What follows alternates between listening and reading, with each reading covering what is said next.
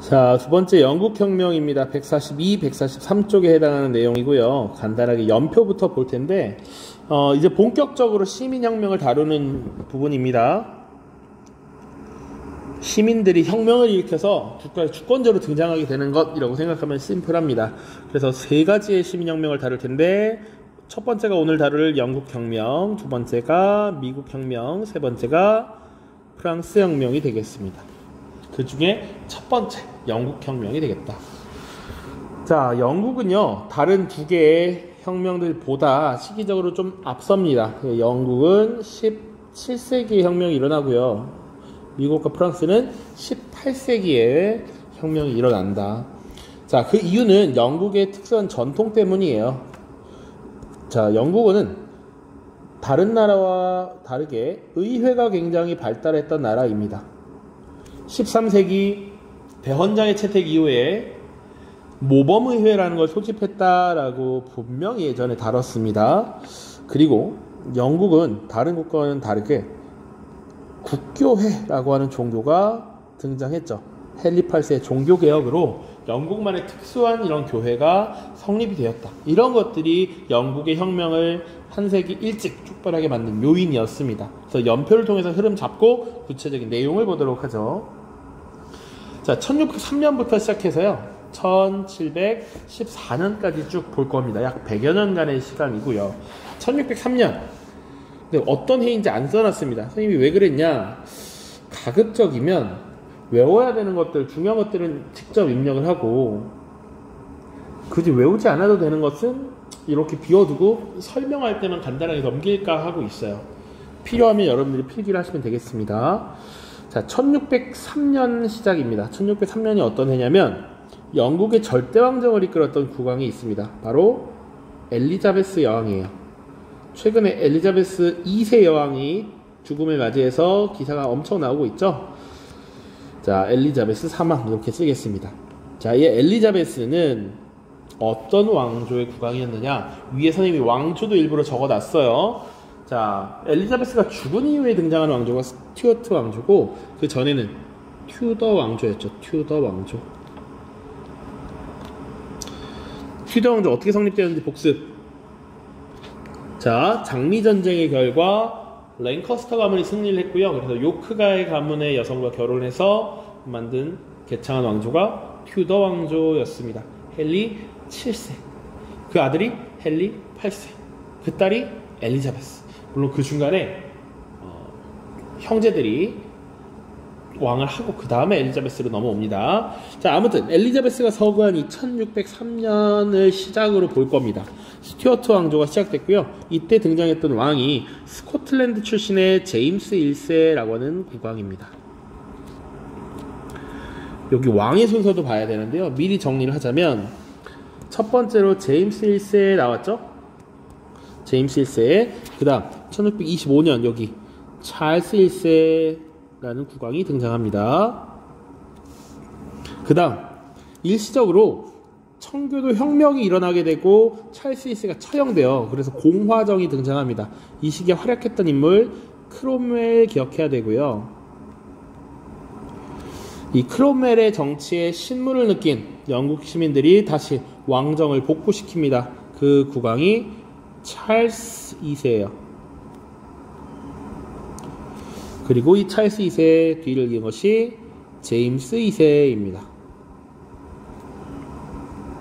제, 왕의 순서만 봤을 때 제, 중간에 크롬웰, 공화정까지 끼면 제, 크, 찰제, 이렇게 순서를 좀 알고 계셔야 한다. 실제로 문제에서도 각 왕 시기에 있었던 일을 물어본 적이 있기 때문에 좀 구분을 하셔야 된다. 자, 그리고 미리 쭉 전개를 하기 앞서서 우리가 흔히 영국 혁명이라고 하는 직접적인 혁명은 요 노란색으로 칠한 부분입니다. 요 1642년부터 1649년까지 청교도 혁명, 1688년에 있었던 요 사건을 명예혁명이라고 합니다. 그런데 혁명은 다 그동안 쌓인 것들이 누적돼서 폭발된 것이기 때문에 지금 이 연표를 쭉 잡는 거예요. 자, 제임스 1세와 찰스 1세 시기를 보시면 이 두 명의 왕은 영국의 전통을 잘 이해하지 못하고 있었다라고 보면 맞습니다. 자, 기본적으로 의회를 존중하는 전통을 무시했습니다. 이들이 의회를 일단 존중하지 않았다라고 하는 것이 문제가 돼요. 제임스 1세 같은 경우는 왕권 신수설을 굉장히 신봉했고요. 찰스 1세는 그것과 관계없이 본인도 강력한 전제왕권을 행사하고 싶어 했고, 그리고 의회 자체를 무시하고자 했습니다. 특히 찰스 1세 때가 되면 어떤 일들이 벌어지느냐, 전쟁이 계속 발생합니다. 전쟁이 계속 참여하려면 전쟁 비용을 마련해야 되는데, 그 전쟁 비용의 부담을 느낀 귀족 세력들이, 의회 세력이 권리청원이라는 문서를 제출해요. 여기서 청원이라는 표현은 청하건대 원합니다 이렇게 생각하면 돼. 왕에게 이 문서를 바쳐서 이렇게 좀 해주세요, 부탁드립니다 라는 의미예요. 1628년인데 어쨌거나 찰스 1세의 입장에서는 전비를 얻어내야 해서 세금을 걷어야 하니까 이 문서를 오케이 받아들입니다. 하지만 사실은 이게 기분이 나빴던지 그 이후로 긴 기간 동안 의회를 소집하지 않아요. 그리고 나서 11년 뒤에 사실은 전쟁이 다시 벌어지기 때문에 비용 마련을 위해 의회를 다시 소집합니다. 그때 의회의 다수를 점하고 있었던 것이 청교도 세력이었어. 그러니까 국교회 세력이 아니라 칼뱅파 신교도인 청교도 세력들이 주도가 된 이 의회가 새롭게 구성된 의회에서 찰스 1세를 비판했습니다.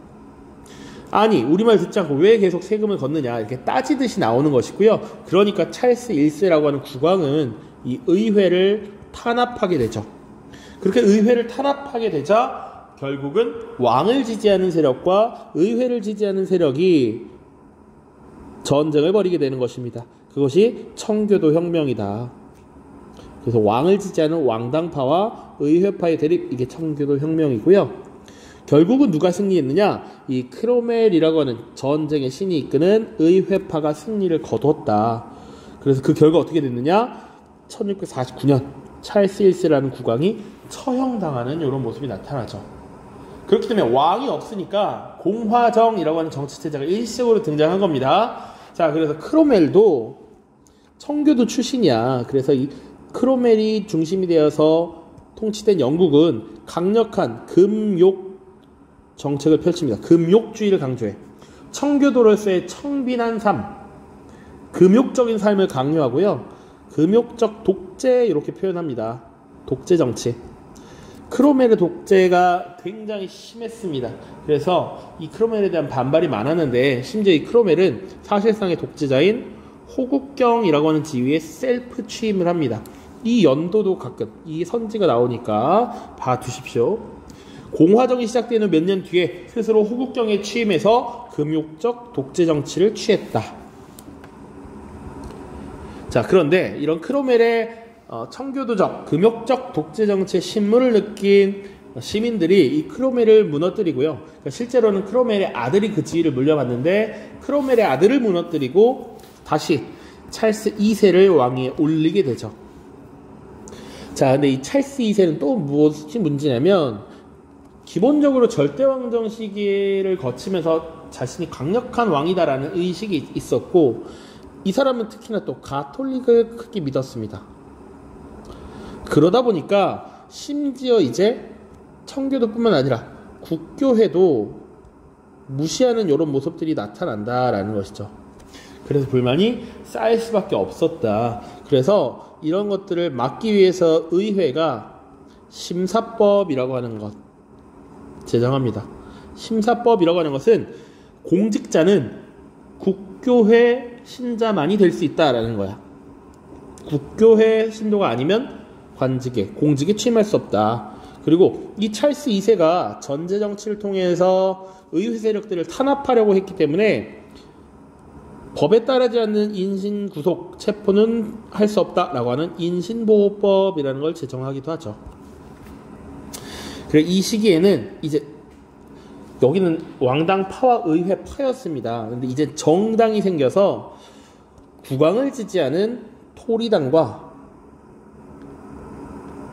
그리고 의회를 지지하는 휘그당으로, 의회의 전통을 존중하는 휘그당으로 나뉘어서 대립하는 전통이 생겨납니다. 이것이 사실상 영국 의회의 전통이 쭉 내려오게 돼요. 이것이 보수당으로 바뀌게 되죠. 자, 그 뒤에 즉위한 국왕이 바로 제임스 2세라는 왕입니다. 이 제임스 2세는 이 영국의 전통을 더 강력한 전제 정치를 추구하려고 더 가톨릭을 신봉했습니다. 국교도에 대한 탄압이 발생하자 기존의 국교의 신자들이 네덜란드에 있었던 영국 공주 출신 메리와 그 남편 윌리엄을 모셔와서 영국의 왕으로 옹립하는 사건이 발생합니다. 의회가 제임스 2세를 폐위시켜요. 그리고 새로운 왕을 추대한 것을 명예혁명이라고 한다. 이때는 전투도 벌어지지 않았고 피 한 방울 흘리지 않았기 때문에 굉장히 명예스러웠다라는 호칭을 부여한 것입니다. 자, 그래서 그 이후에 명예혁명 이후에 등장했던 왕이 메리와 윌리엄의 공동왕이었다라고 하는 것이고, 이때부터는 이제 의회주의의 전통이 확립이 되는 것이죠. 의회를 중심으로 국가가 운영되는 의회주의 전통이 확립이 됩니다. 자, 그리고 또 의회를 통한 국가 경영이라고 생각하시면 돼. 자, 그 다음에 쭉쭉쭉 이어지고요. 다시 이 스튜어트 왕조의 대가 끊기게 됩니다. 그래서 독일의 하노버 지역에 있었던 하노버 공을 왕으로 모셔와요. 그래서 조지 1세로 즉위하게 된다. 이때 왕조를 하노버 왕조라고 합니다. 지금은 윈저 왕조입니다. 지금 21세기 얼마 전에 죽은 엘리자베스와 찰스 3세는 윈저 왕조이긴 한데, 그 계통이 어디서 이어지느냐? 바로 여기서부터 좀 비슷하다라고 보시면 돼요. 하노버 왕조의 계열이 쭉 이어진다. 이 정도 보시면 되고요. 중간에 물론 앤 여왕이 있습니다. 앤 여왕. 이 앤 여왕 때 스코틀랜드를 병합해서 대영 제국이 수립되었다. 이런 내용도 뒤에 나올 겁니다. 1707년이 되겠습니다. 이 정도. 나머지는 구체적 내용 밑에서 살펴보도록 하죠. 자, 요거 하나 빼먹었네. 명예혁명의 결과 권리 장전이라고 하는 문서를 승인하겠다. 요거는 굉장히 중요하니까요. 이 중요한 걸 빼먹을 뻔했군요. 1689년입니다. 그래서 왕은 의회를 존중하는 것을 명문화시켰습니다. 왕 또한 법의 지배하에 있다, 이런 것을 명시했다라고 보시면 돼요.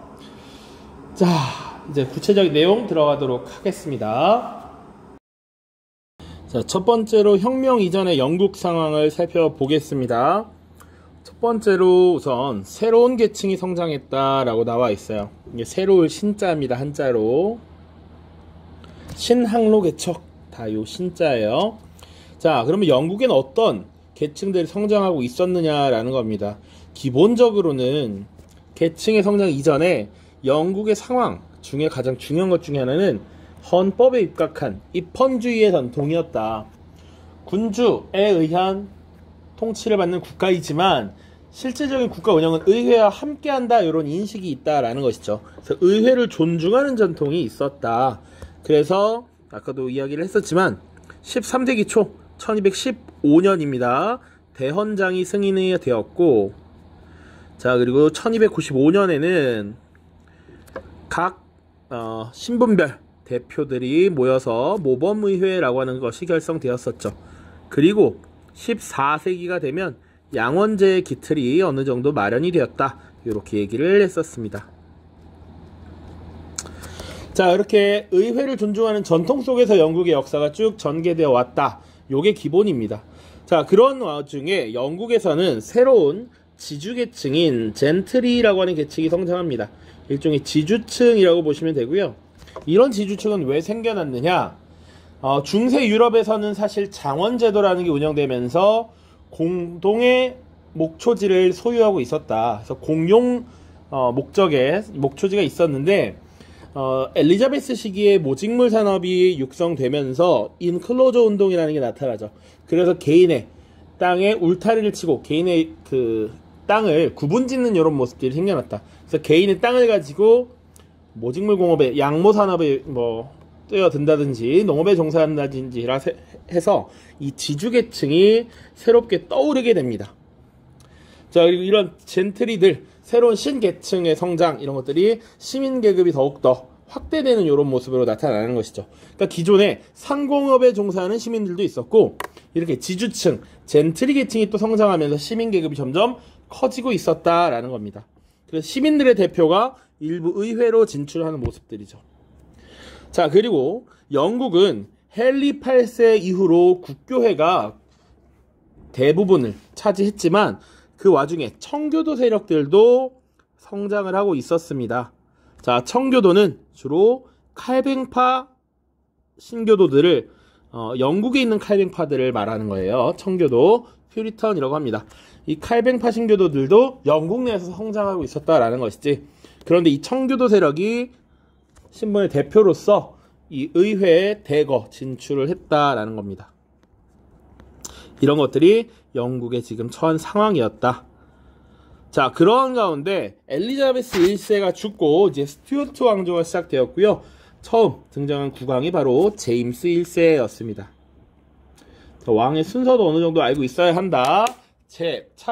찰제입니다. 찰제. 그래서 제임스 1세부터 보도록 하죠. 자, 엘리자베스가 죽고 나서 후사가 없었기 때문에 스코틀랜드의 왕 영국 6세가 영국의 왕위를 계승하게 됩니다. 자, 그래서 영국의 제임스 1세가 되었고요. 이 제임스 1세 뿐만 아니라 뒤에 여러 왕들도 강력한 왕권을 과시하고 싶었다. 그런 것들이 의회에 반발을 했다라는 게 기본 전제에 깔려 있는 겁니다. 자, 이 제임스 1세는요, 왕권 신설을 계속 고수했습니다. 왕의 권위는 누구로부터 왔다? 신에게서부터 왔다. 왕권의 신성함을 강조하고 왕의 절대적인 권위를 강조했습니다. 자, 그리고 영국의 국교회를 고수했다. 그러면 당연히 누구는 탄압받았겠다. 청교도를 탄압했겠다. 청교도를 부정하는 이런 모습들도 간혹 있었죠. 그리고 의회 전통을 존중하지 않고 의회를 무시하는 이런 처사들이 의회 내에 있었던 여러 새로운 계층들의 불만을 계속 증폭시켰다라고 보시면 되겠죠. 자, 그 다음 제임스 1세의 뒤를 이어서 즉위한 것이 바로 찰스 1세입니다. 찰스 1세. 자, 요 왕은 조금 더 자세하게 기억을 해 두시면 좋겠습니다. 직접적으로 청교도 혁명의 결과 처형당한 국왕입니다. 자, 이 찰스 1세는요, 의회의 동의를 받지 않고 과세를 하려 했다. 이게 큰 문제였습니다. 그러니까 계속된 전쟁 비용을 마련하기 위해서 계속 지속적으로 과세를 했고요. 그리고 내부적으로는 청교도를 또 박해하면서 왕과 의회의 대립이 심화되었습니다. 그래서 의회는 권리 청원이라고 하는 문서를 제출하게 됩니다. 연도까지 같이 1628년이고요. 자료는 이따가 권리 장전과 함께 살펴보도록 하겠습니다. 자, 전비 마련이 필요했던 왕 찰스 1세는 떨떠름해요. 이거 왕께서는 의회 동의 없이 세금을 물리는 것을 피해 주십시오. 뭐 이런 식으로 써있단 말이야. 그러니까 굉장히 불만스러웠는데 어쨌거나 세금을 더 걷어야 하니까 얘네들의 의견을 받아들이는 척 할 수밖에 없었다. 그래서 권리청원이라고 하는 문서를 승인했고요.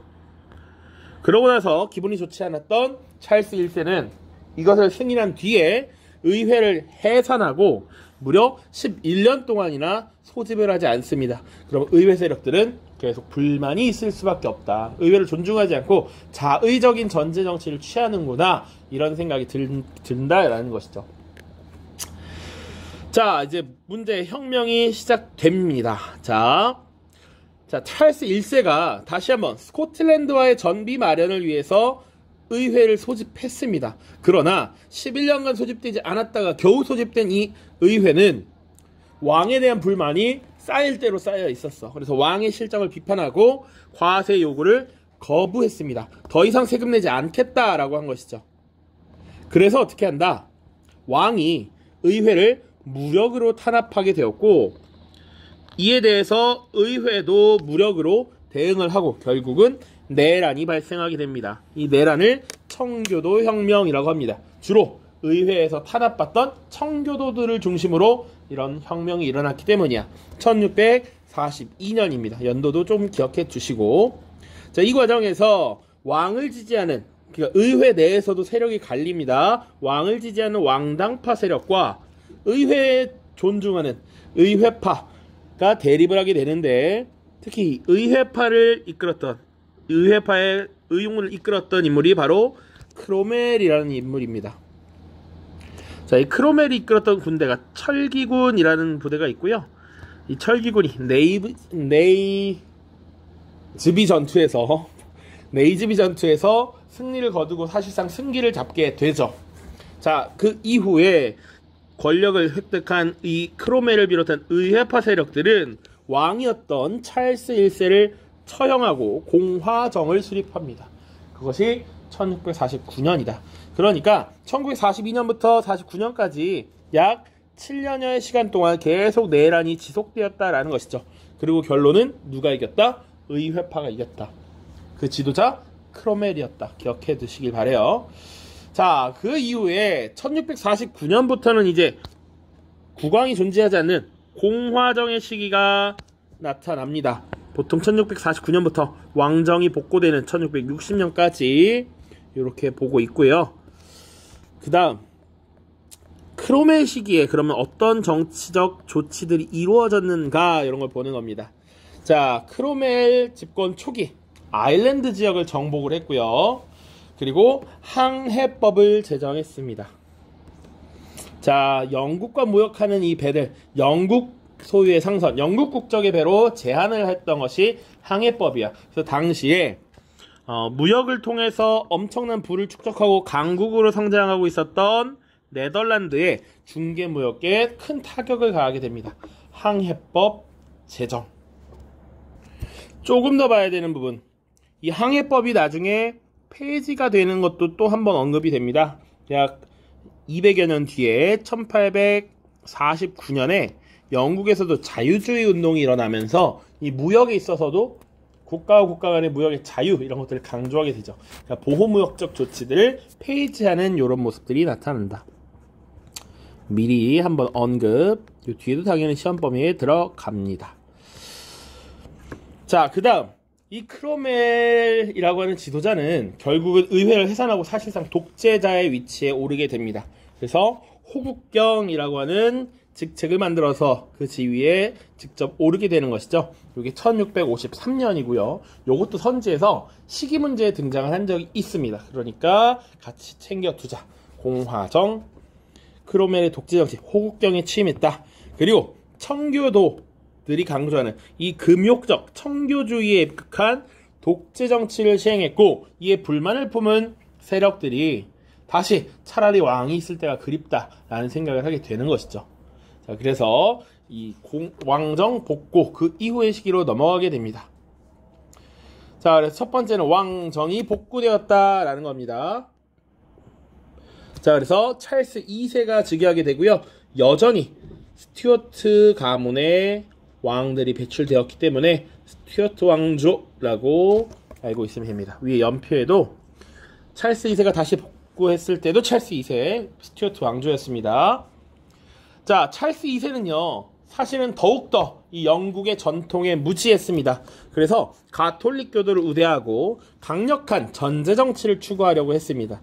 이에 의회는 이 왕권을 견제하기 위해서 심사법과 인신보호법을 제정하여 대응을 했고요. 첫 번째 심사법이 뭐냐? 국교도가 아닌 사람들은 공직에 취임할 수 없다라는 거야. 비국교도의 공직 취임 금지를 이야기한 것입니다. 자, 그리고 인신보호법을 제정합니다. 자, 당시 찰스 2세가 왕의 세력에 저항하는 이런 세력들을 강제로 탄압하려는 모습이 있었기 때문에 불법적인 체포, 구속 이런 것들을 금지시킨다라는 내용이야. 자, 이런 법들을 제정해서 의회가 국왕에게 맞서기 시작했고요. 국왕은 이런 것들을 좌시할 수 없었겠지. 그래서 의회 내에 자신의 좌파 세력들을 구축하기 위해 노력을 합니다. 자, 그래서 의회 내에서 대립하는데 이 시기에 국왕을 지지하는 토리당과 그리고 의회를 존중하는 전통을 가진 휘그당이라고 하는 정당들이 생겨나서 이 양당 체제가 쭉 이어져 옵니다. 자, 물론 나중에는 바뀌게 되죠. 보수당과 자유당으로 바뀌게 돼. 보수당과 자유당. 근데 이 기틀이 이 시기 찰스 2세 때 만들어졌다라고 하는 겁니다. 그리고 하나 더. 아까 만들어진 심사법. 비국교도의 공직 취임을 금지하는 심사법은 다시 19세기 초 자유주의 개혁운동 때 종교의 자유 때문에 관직 취임, 공직 취임을 제한받아서는 안 된다 이런 움직임이 있음에 따라서 1828년에 폐지되었습니다. 아까 심사법의 폐지, 항해법의 폐지 다 비슷한 시기에 일어난다. 자유주의의 물결이 확산되었을 때. 자, 그 뒤를 이은 것이 제임스 2세입니다. 역시나 영국의 전통 그런 거 신경 쓰지 않아 친 카톨릭 정책을 추진합니다. 그리고 심사법과 인신보호법을 무시하면서 전제정치를 강화합니다. 그러자 의회가 제임스 2세를 폐위시키는 조치를 하게 됩니다. 그것을 명예혁명이라고 부르고요. 이때 국왕이었던 제임스 2세는 어떻게 하느냐? 프랑스로 도망갑니다. 그래서 피 한 방울 흘리지 않고 혁명에 성공했다. 권력교체에 성공했다. 라고 해서 명예혁명이라고 불러요. 명예혁명. 자, 이때 의회는 이제 영국의 전통을 잘 존중해 줄 수 있는, 의회를 존중해 줄 수 있는 다음 후계자를 왕으로 추대를 하고자 하는데 당시 네덜란드에 시집가 있었던 공주 메리와 그 남편 네덜란드 총독 윌리엄을 데리고 와서 공동 왕으로 추대합니다. 그게 명예혁명이 있었던 1688년이고요. 이 새로운 공동 왕에게 권리장전이라는 문서를 제시하고 승인하도록 합니다. 이 문서가 1689년에 승인이 됐고요. 권리청원 때는 왕은 이렇게 해주세요 라는 표현이라면 권리장전은 뭐뭐 할 수 없다 이렇게 단정적인 말투로 나오게 됩니다. 그거 차이를 좀 보셔야 돼. 교과서 보겠습니다. 이따가. 자, 그리고 이런 명예혁명 이후에 의회를 중심으로 한 입헌군주제의 토대가 마련되었다. 왕이 의회 속에 있다. 왕도 의회의 통제를 받는다. 왕도 법률 하에 있다. 이런 것들을 강조하게 되는 것이죠. 명예혁명입니다. 자, 지금 1689년 권리장전 승인까지 봤고요. 그 이후에 영국 짧게 보도록 하겠습니다. 자, 그 이후에 앤여왕이라고 하는 인물이 등장합니다.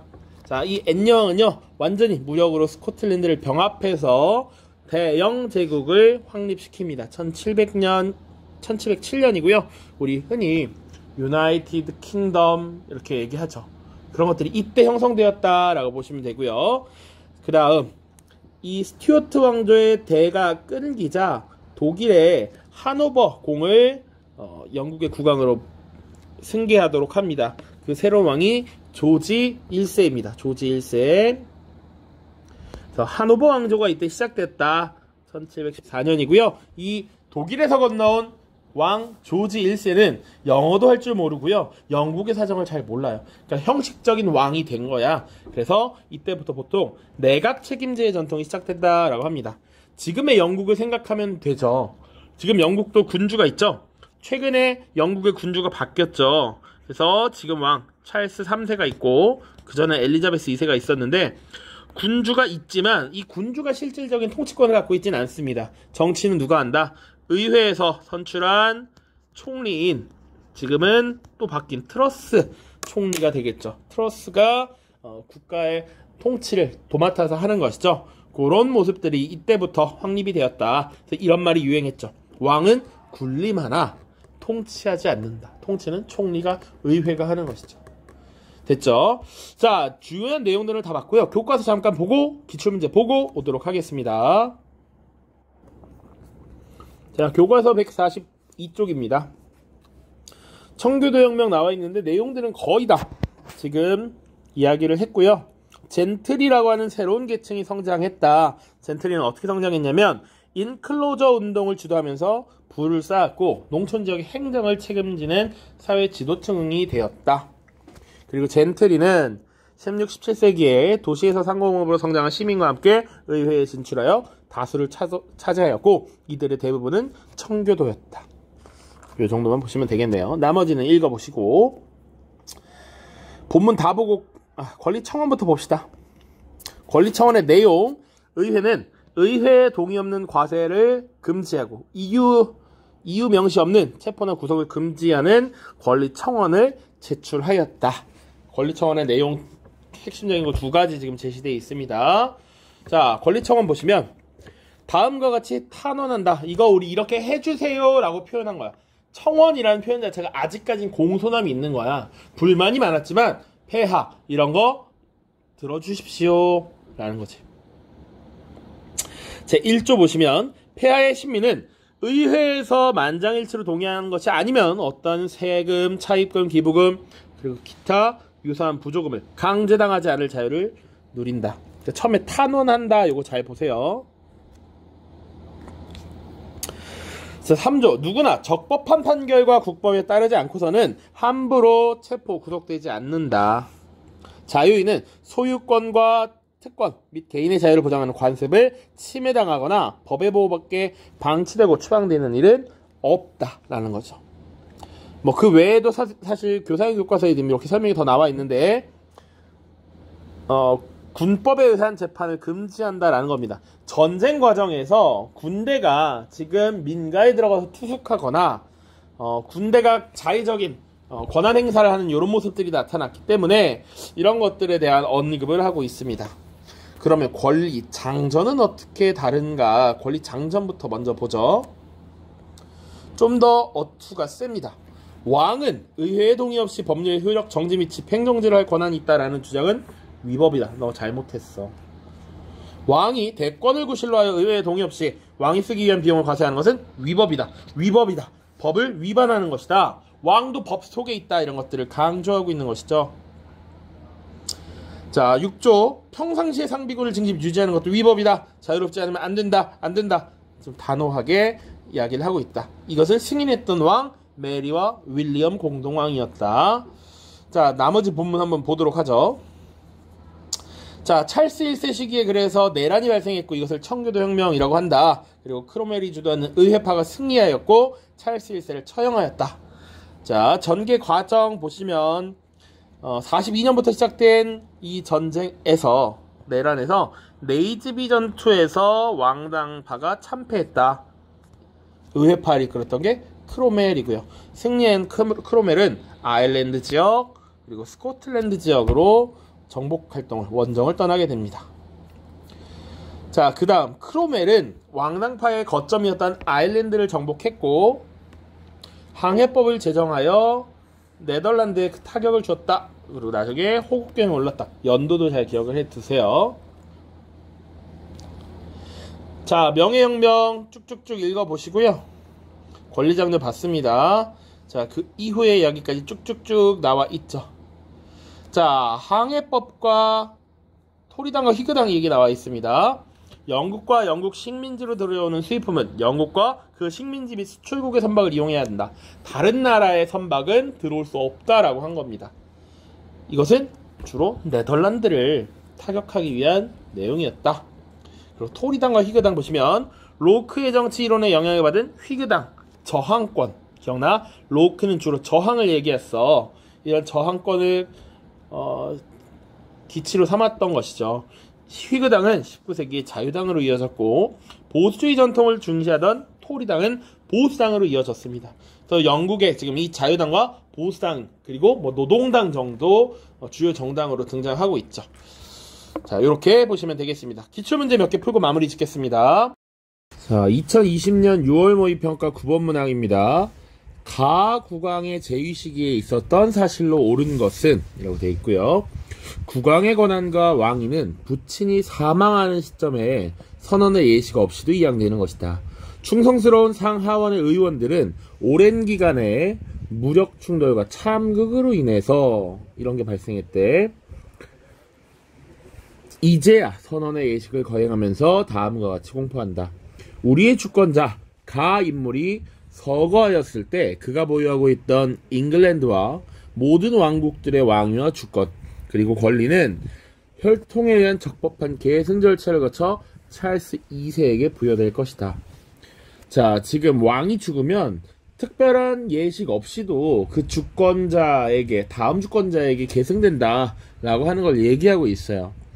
자, 최근에 있었던 이슈, 엘리자베스 2세 여왕이 서거했을 때, 그것도 영국의 얘기니까, 바로 그 찰스 왕세자가 왕위를 잇고 찰스 3세로 즉위를 했다, 이렇게 나오죠. 자, 지금 우리가 봐야 되는 것은 사실 이 가 국왕이 누군가를 찾는 것인데, 찰스 2세에게 왕위가 넘어갔다라고 돼 있어. 영국혁명 당시 지났던 왕 찰제였습니다.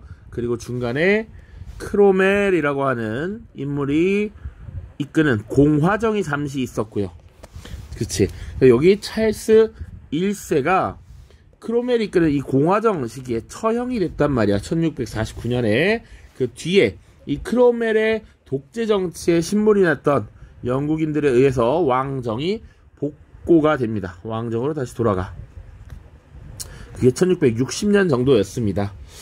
자, 연도를 외워야 하는 것들은 정해져 있습니다. 그래서 일단 이 가 국왕이 찰스 1세구나 라는 거, 찰스 1세 제위 시기를 찾으면 됩니다. 자, 1번 심사법이 제정되었다. 요것은 왕정 복고가 된 이후에 이 찰스 2세와 제임스 2세가 가톨릭을 우대하고 가톨릭을 중요시하는 요런 모습들을 보이자 국교도들이 비국교도들은 공직에 취임할 수 없도록 하는 법을 만든 것이 심사법이었죠. 그러니까 이것은 찰스 2세 때입니다. 찰스 2세 때.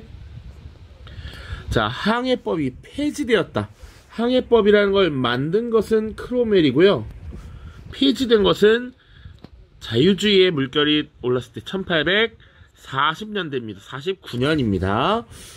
명예혁명이 일어났다. 1688년이고 명예혁명이 일어난 건 연도를 알아야 되니까. 그리고 바로 제임스 2세 때였죠. 4번 토리당과 휘그당이 대립하였다. 요것도 마찬가지야. 이 왕정 복고 시기에 이 시기의 의회에는 왕을 지원하는 왕당파 세력이었던 토리당, 그리고 의회 전통을 존중하고 의회주의자들이 모여있던 휘그당으로 대립했던 것이죠. 찰스 2세 때입니다. 그럼 정답은 자연스럽게 권리청원을 제출하였다가 되겠죠. 요거 연도 기억하라고. 1628년입니다. 권리청원. 그리고 권리장전은 1689년이었습니다. 명예혁명이 있었던 그 다음 해에 88년이라고 썼네 또. 그 메리와 윌리엄 공동왕에게 이 문서를 승인하도록 했었죠. 자, 이 권리청원을 제출한 때가 바로 찰스 1세 때입니다. 자, 찰스 1세 때 계속된 전쟁 비용을 마련하기 위해서 의회를 소집했고, 의회는 의회에 동의 없는 과세를 멈춰달라 뭐 이런 식으로 멈추기를 청원하는 이런 형태의 문서를 제출했다고. 그래서 일단 돈이 필요했던 찰스 1세가 이걸 승인했고, 삔또가 나간 찰스 1세가 약 11년 동안 의회를 소집하지 않았습니다. 그 이후에 의회를 겨우겨우 소집하자 의회가 불만을 막 쏟아냈고 내전이 발생한 것이 청교도 혁명이었죠. 자, 오른쪽입니다. 가 인물에 대한 설명을 옳은 것은 스토리를 알고 연도를 알면 좋지만 주로 이렇게 인물을 통해서 시기를 알고 있는지를 확인합니다. 의회파 지도자 가에 대해 말해보자. 왕당파의 내전에서 승리했어. 그럼 이 사람은 무슨 파야? 의회파지, 의회파. 자, 그리고 찰스 1세를 처형해서 공화정 수립에 기여했어. 집권 후에는 의회를 해산하고 청교도주의에 입각한 독재 정치로 국민들의 반발을 사기도 했어. 이 인물 바로 크로멜이 됩니다. 크로멜. 자, 크로멜에 대한 설명이 꽤 많이 나왔습니다. 잘 정리를 해야 돼. 왕당파와의 내전에서 승리했을 때 주역이었다. 철기군이라는 걸 이끌고 네이즈비 전투에서 승리를 했습니다. 결정적으로. 찰스 1세를 처형했고요. 공화정을 수립했죠. 이후에 의회도 해산했고요. 청교도주의에 입각한 독재 정치로 반발을 했습니다. 또 중요한 내용이 뭐가 있을까? 스스로 1653년에 호국경에 취임했다. 요런 내용도 봐야 될 거고요. 그보다 전에 1651년에 항해법을 제정해서 이 네덜란드를 견제하는 요런 모습을 보였죠. 정답은 바로 1번이 됩니다. 항해법을 공포하였다. 크로메식입니다. 파리코민을 진압하였다. 요것은 1870년, 71년을 전후로 해서 프랑스와 프로이센의 전쟁이 벌어집니다. 자, 프로이센이 프랑스에게 승리를 함으로써 사실상 독일 통일을 다 달성해요. 뒤에 그런 내용이 나오는데, 이때 프랑스의 항복에 저항했던, 항복을 받아들이지 않았던 이런 급진적인 시민들이 자치정부를 구성했던 게 파리코민입니다. 자, 그리고 이때 프랑스가 패배하면서 당시 프랑스의 황제가 물러나고 다시 공화정이 수립돼. 그게 세 번째 공화정이어서 제3공화정이라고 해요. 이 제3공화정 정부가 프로이센의 지원을 받아서 파리코민을 진압합니다. 대륙 봉쇄령을 선포하였다. 이것도 뒤에 다룰 텐데 나폴레옹식입니다. 1804년이 되겠고요. 테르미도르의 반동으로 실각하였다. 이것은 로베스피에르에 대한 설명입니다. 프랑스 혁명 시기 자코뱅파의 대표적인 인물로서 당시 공포 정치를 이끌다가 결국 이렇게 처형당하면서 실각을 했죠. 심사법과 인신보호법 제정을 주도하였다. 이거 언제 했다고? 찰스 2세 때 만들어졌어. 그러니까 찰스 2세가 만든 건 아니고 찰스 2세 때의 의회가 되겠죠. 의회. 자, 찰스 2세가 가톨릭을 고수하고 이 의회 세력들을 탄압하자 비국교도의 공직 취임을 금지했던 것이 심사법. 그리고 자의적인 인신 구속을 금지하도록 한 것. 불법적인 체포 못하도록 한 것이 인신보호법이었습니다. 연도까지는 몰라도 될 것 같긴 한데 일단 그래도 1673년과 1679년에 제정이 되었다. 자, 그 다음 2016년 6월 모의 평가입니다. 가나사이 시기에 있었던 사실로 옳은 것은 정말 역사에서 흔하게 나오는 유형이죠. 자, 잉글랜드 의회는 다음과 같이 선언함을 규정한다. 잉글랜드와 그에 속하는 영토의 주민은 앞으로 공화국의 국민이 되며 국왕이나 상원은 더 이상 존재하지 않는다. 잉글랜드라고 단서를 줬고요. 앞으로 공화국이고 국왕이랑 상원은 없대. 시민들이 이끄는 요런 시기가 된 거야. 요거 청교도 혁명 이후에 당시 국왕이었던 누구를 처형했기 때문에 가능한 일. 찰스 1세를 처형한 것이죠. 자, 처형한 것 1649년입니다. 혁명이 발생한 것 42년이고요. 대다수의 잉글랜드인들은 신앙과 자유 그리고 재산에 관한 현 정부의 정책에 불만을 품고 변화를 간절히 원하고 있습니다. 우리는 네덜란드 총독 윌리엄 공께서 상륙하실 때 만반의 준비를 갖춰 맞이하겠습니다. 요거 명예혁명에 대한 이야기죠. 명예혁명. 그러면 1688년이 될 겁니다. 그러니까 이 지금 청교도혁명과 명예혁명 사이에 있었던 사실을 고르면 되는데 이 중간에 나올 것들은 공화정 시기가 나올 수 있겠고 혹은 제찰 찰제였잖아. 제찰 공화정 찰제였는데 지금 찰스 1세가 처형당해서 공화정으로 넘어가는 요 시기예요. 그러니까 명예혁명은 여기 있으니까 요 시기가 나올 수 있죠. 찾아봅시다. 의회가 권리청원을 제출하였다. 권리청원 이거 언제예요? 찰스 1세 초기야. 여기 들어가야지 됩니다. 자, 가톨릭교도 해방법이 제정되었다. 이제 자유주의의 바람이 들어오면서 가톨릭교도를 억압하는 이런 것들을 해방시켜주고 가톨릭에게도 자유를 준 것입니다. 오히려 아예 1840년대로 넘어가기 때문에 시기적으로 이렇게 밑에까지 와야 돼. 토리당과 희그당의 대립이 나타났다. 여기 찰스 1세 시기에 왕당파와 의회파로 나뉘어서 내전을 벌이기 시작했고 이것이 정당으로 만들어지는 건 사실상 찰스 2세 때야. 여기 3번이 되겠네요. 이게 정답이 됩니다. 4번 왕당파와 의회파 간의 내전이 발생하였다. 내전이 발생한 이후에 찰스 1세가 처형당했기 때문에 여기 처형당하기 전에 요게 들어가게 되네. 스코틀랜드가 병합되어 대영 제국이 수립되었다. N여왕 때고요. 18세기 초반이기 때문에 여기 명예혁명 이후 한 18년 정도 뒤에 발생합니다. 다음 페이지 두 문제만 더 풀겠습니다. 2019년 수능 15번 문항이에요. 가 국왕에 대한 설명으로 옳은 것은 네덜란드에 계신 윌리엄 공에게 지금 잉글랜드인들은 종교, 자유, 재산에 대한 권리를 침해하는 가해 행태에 불만이 가득 차 있습니다. 자, 그리고 왕국 전체에 걸쳐서 열의 9은 변화를 갈망하고 있습니다.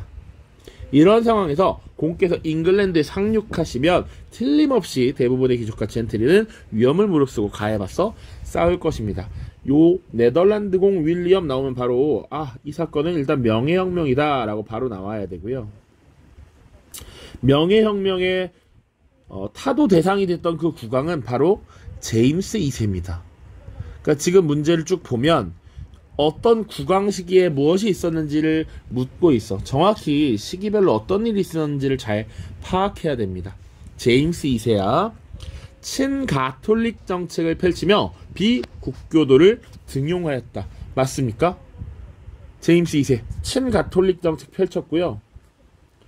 찰스 2세 때 만들어진 심사법이라든지 혹은 인신보호법 이런 걸 무시했다라고 했어. 이게 정답이 되죠. 2번 스튜어트 왕조를 열고 왕권 신수설을 옹호하였다. 이거 절대왕 정식의 그 좋았던 시기를 모집은 거야. 처음 등장했던 제임스 1세 이야기입니다. 스코틀랜드를 합병하여 연합왕국을 수립하였다. N여왕이고요. 의회를 해산한 이후에 11년 동안 전제정치를 단행했다. 찰스 1세입니다. 권리청원을 받아들이고 나서 의회를 해산했고 그 이후에 11년 동안 의회를 문을 닫았습니다. 청교도 윤리에 따른 금욕적 독재 정치를 펼친 것 크로멜이죠. 크로멜. 정답은 1번이었습니다. 최근 수능입니다. 17번 문항. 밑줄 친 대립의 영향으로 가장 적절한 것은 친구여 잘 지내고 있는가? 요즘 런던에서 벌어지고 있는 일을 전하고자 글을 쓰네. 이곳의 상황은 날로 어수선해지고 있다네. 자네도 알다시피 20여 년 전 선왕의 즉위와 함께 왕정 복고가 이루어지지 않았나? 자. 선왕의 즉위가 이루어지면서 왕정이 복고됐어. 왕정이 다시 복고되면서 즉위했던 왕이 찰제니까 찰스 2세입니다. 지금 선왕 먼저 번의 왕이 찰스 2세니까 지금의 왕은 제임스 2세야. 선왕은 의회를 무시하고 독단적인 정책을 펼쳤지만 의회가 심사법 등을 제정하자 결국 이를 수용했었지. 자, 그런데 지금의 국왕은 그렇지가 않다네. 의회를 무시하고 선왕 시절 제정된 그 법령들을 폐지하려고 한다네. 그동안 공직에 취임하는 자는 빵과 포도주가 각각 예수의 몸과 피로 변한다는 하체설 교리를 부정하는 선서를 해왔는데 이제 그것을 없애겠다는 거야. 지난 11월에는 의회를 휴회하는 명령을 내리고 선서를 하지 않은 자들을 관료로 임용했다는 건 국왕과 의회의 대립이 더 심해지는 듯하여 걱정이라네. 멀리 있는 자네에게 심란한 소식을 전하게 되어 미안하네. 아무쪼록 건강하시게. 지금 제임스 2세 시기에 국왕과 의회의 대립이 일어나고 있어. 그 영향이 무엇인가? 자, 보죠. 1번 스튜어트 왕조가 개창되었다. 아닙니다. 자, 엘리자베스 1세 여왕을 끝으로 튜더 왕조가 막을 내리고 스튜어트 왕조가 처음 열린 건 제임스 1세죠. 1세. 자, 그리고 크로멜이 호국경에 취임한 건 찰스 1세를 처형하고 나서죠. 여기 크로멜이 있단 말이야. 여기. 그러니까 훨씬 전입니다. 헨리 8세가 수장법을 발표했다. 훨씬 전이야. 1534년인데 영국의 절대왕정을 이끌었던 엘리자베스 1세의 아버지라 그랬죠. 물론 그 중간에도 다른 형제들이 왕이 됐습니다. 자, 훨씬 전이다. 찰스 1세가 권리 청원을 승인하였다. 1628년 찰스 1세 때니까 이게 아니죠. 자, 이 대립의 영향으로 명예혁명이 일어났고 메리와 윌리엄이 공동왕으로 추대가 되었죠. 요렇게 정답을 찾으면 됩니다.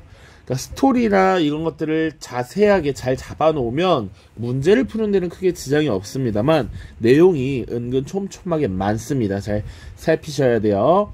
자, 모두 고생 많았고요. 다음 영상은 미국 혁명에서 만나도록 하겠습니다. 안녕.